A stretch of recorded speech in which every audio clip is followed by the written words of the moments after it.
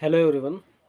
आत्ताच थोड्या वेळाखाली विष्णू कसबे जे SC आरक्षण वर्गीकरणाचे प्रमुख समर्थक आहेत त्यांचा मी व्हिडिओ पाहिला, मुलाखत पाहिली.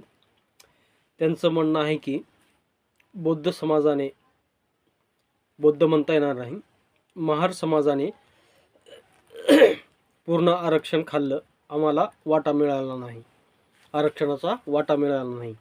पण विष्णू कसबे यांना 1% सुद्धा महाराष्ट्रामध्ये का चालले, प्रशासकीय घडामोडी असतील, प्रशासकीय कार्य असेल शासनाचे, यामध्ये काय चालले याची सुद्धा माहिती नाही.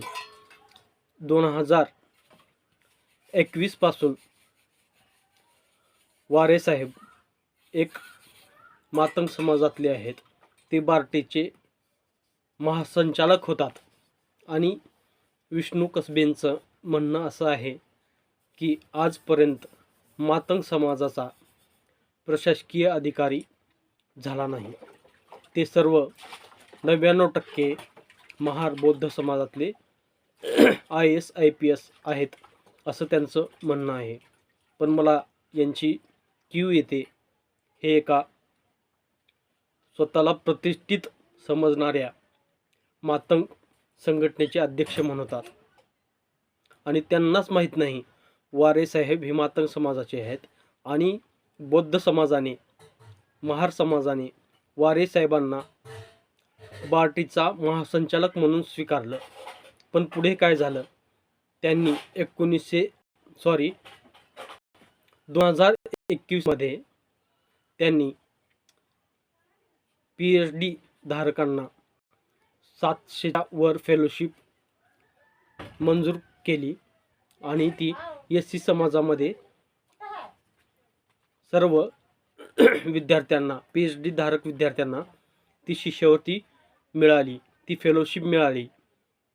आणि त्यामध्ये जवळजवळ वारे साहेबांनी 200च्या वर PhD धारकांना, ते फक्त मातंग समाजाचे होते, ते विद्यार्थी फक्त आणि फक्त मातंग समाजाचे होते, 200च्या वर विद्यार्थ्यांना त्यांनी PhDला फेलोशिप मिळवून दिली. तरी पण बौद्ध समाज शांतच होता. उलट नंतर त्यांनी शासनाकडे RTची मागणी केली आणि RT मिळवून घेतली आणि 2022ची पण शिष्यवृत्ती फेलोशिप PhD धारकांना बार्टीमधूनच भेटली. त्यात मातंग समाजाचे पण अनेक तरुण संशोधक होते. तर कसबेंचं म्हणणं मला एकच योग्य वाटत नाही की महार समाजामुळे आम्हाला आरक्षणाचा लाभ भेटत नाही. खुरपणाऱ्याला, पाटलांच्या घरी नोकरी करणाऱ्याला, वेस्कर मागणाऱ्यांना आरक्षण भेटत नाही.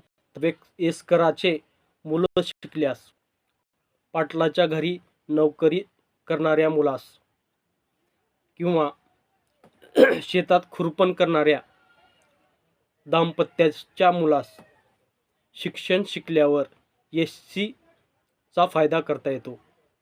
पण कसबे यांची मला वैचारिक कीव येते. जर मातंग समाजाला आरक्षणाचा लाभ भेटत नाही असं म्हणतात, आत्तापर्यंतचे जेवढे बी प्राध्यापक असतील, शिक्षक असतील, ते ओपनमधून झालेले नाहीत. मातंग समाजाचे खूप शिक्षक आहेत, खूप प्राध्यापक आहेत, त्यांना SC मधूनच आरक्षण भेटलं. मग हे विष्णू कसबे साहेबांना दिसत नाही का? खुरपणाऱ्याला आरक्षण मिळत नाही मित्र हो, तर शिक्षण शिकणाऱ्याला, उच्च शिक्षण घेणाऱ्यांना आरक्षण मिळतं. आरक्षणाचा फायदा SC समाजातील सगळ्या जातींना झालेला आहे. जो जास्त जागृत त्याला त्याचा न्याय मिळतो, त्याला त्याचा फायदा घेता येतो. म्हणून विष्णू कसबेंनी आधी आरक्षणाची मांडणी, आरक्षणाची जी व्यवस्था होती बाबासाहेबांनी कुण्या पद्धतीनं केली, त्यासाठी बाबासाहेबांना किती अभ्यास करावा लागला याची माहिती आधी विष्णू कसबेंनी घ्यावी, एवढंच माझं या निमित्तानं म्हणणं आहे. जय भीम, जय संविधान.